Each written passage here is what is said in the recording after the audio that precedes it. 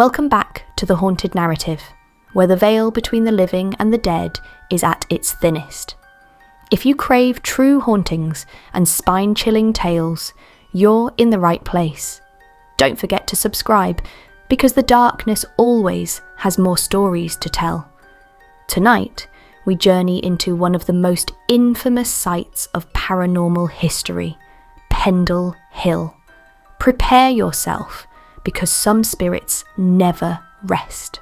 Pendle Hill, a brooding, windswept peak in Lancashire, England, is infamous for its connection to one of the most notorious witch trials in history, the Pendle Witch Trials of 1612.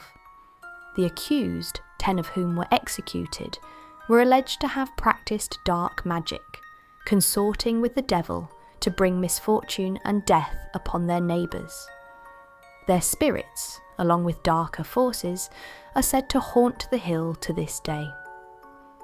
Many who visit speak of an overwhelming sense of dread, inexplicable sounds, and even spectral apparitions roaming the desolate landscape. Among the many chilling encounters, one of the most harrowing involves a man named David Holcroft, a historian and paranormal investigator who ventured up Pendle Hill alone in the autumn of 2003. What he experienced that night would change him forever. David had spent years researching the history of the Pendle witches, fascinated by the accounts of curses, supernatural retribution, and the whispers of lingering spirits. Equipped with nothing but a flashlight, a tape recorder, and a camera, he set off up the hill one cold October evening, determined to spend the night alone near the site where the condemned witches were believed to have lived. As the sun dipped below the horizon, the landscape became eerily silent. The wind, which had been a steady howl all afternoon, suddenly stilled. David, sitting near an old, moss-covered stone wall, one of the last remnants of the abandoned Malkin Tower, where the accused witches once gathered, began recording his observations. At first, the night was uneventful. The occasional rustling in the grass could be dismissed as the wind or small animals. But then, as midnight approached, things took a sinister turn. A low whisper, indistinct but undeniably human, cut through the silence. David froze. He turned his head slowly, scanning the darkness beyond his flashlight's reach. The whisper came again, closer this time, though still unintelligible.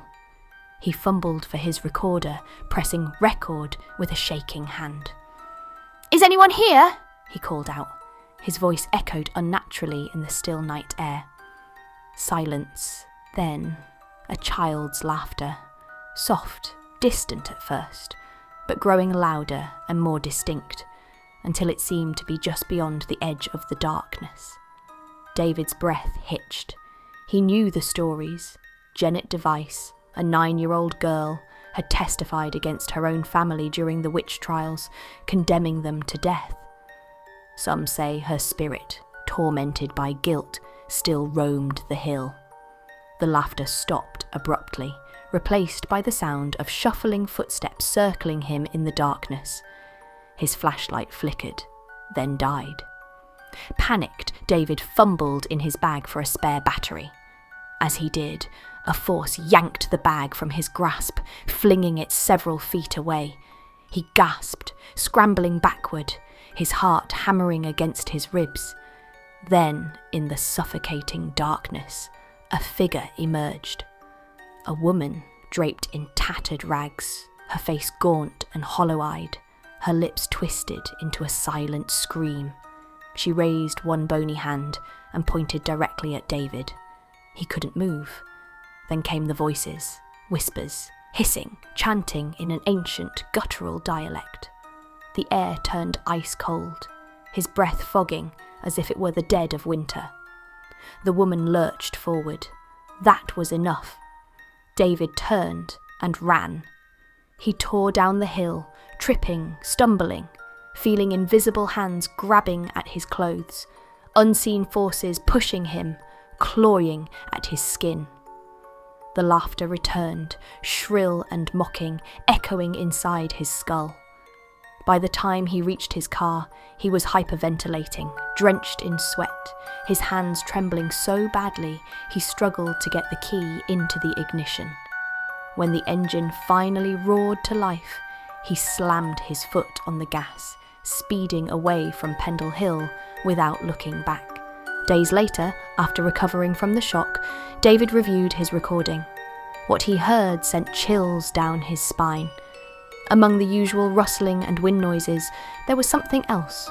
A voice, faint, raspy, female. "Leave this place." But even more disturbing was what came next. Just before David had started running, as the panic in his breathing became obvious, the tape recorded something chilling, a deep, guttural voice growling his name. David Holcroft never returned to Pendle Hill, and he is not the only one. Many who have dared to explore the area report strange figures, sudden temperature drops, and whispers on the wind.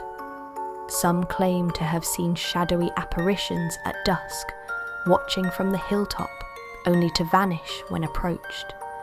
Others have experienced unexplained nausea and dizziness, as if something unseen is trying to drive them away.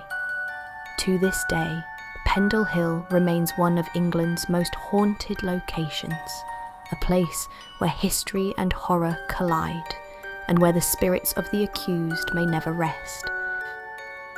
If today's story sent shivers down your spine, don't forget to leave a like and hit that subscribe button. Your support keeps the hauntings alive. And we want to hear from you. Drop your thoughts in the comments below. Do you believe in the spirits of Pendle Hill? Have a chilling tale of your own? We would love to hear them. Until next time, stay safe. And most importantly, stay spooky.